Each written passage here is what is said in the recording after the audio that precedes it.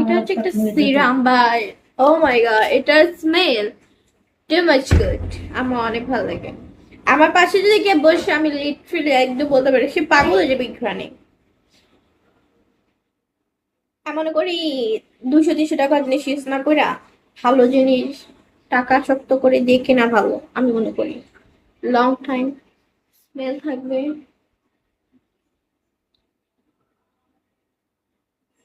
উম,